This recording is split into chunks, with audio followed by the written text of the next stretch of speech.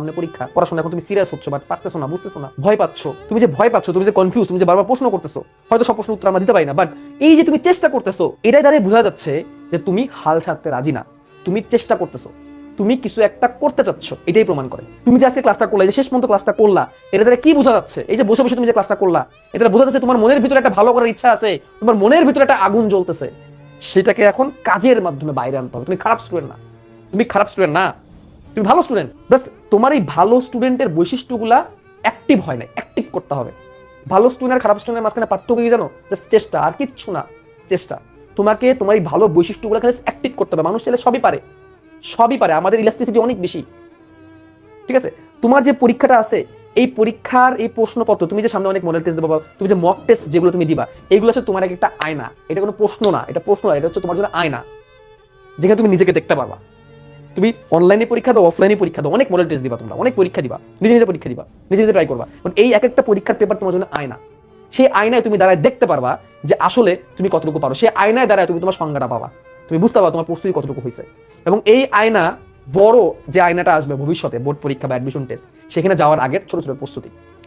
তোমার মনেই হইতে পারে যে এখন তোমার হয়তো সব পড়া শেষ হয় নাই, ঠিক আছে, তোমার অনেক পড়া বাকি, এটা মনে হইতেই পারে, কোনো সমস্যা নাই, কোনো প্রবলেম নাই, এটা মনে হওয়াটাই স্বাভাবিক।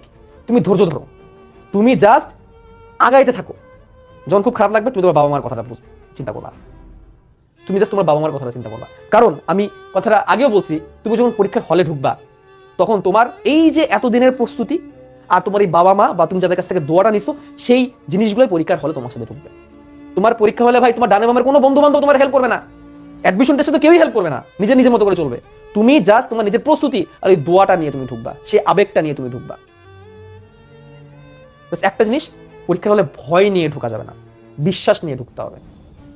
ভয় কেন? তুমি যদি প্রস্তুতি ভালো না তাহলে ভয় কাজ করবে। বিশ্বাস কখন আসবে? তুমি যদি প্রস্তুতি ভালো না, তখন তোমার বিশ্বাসটা আসবে।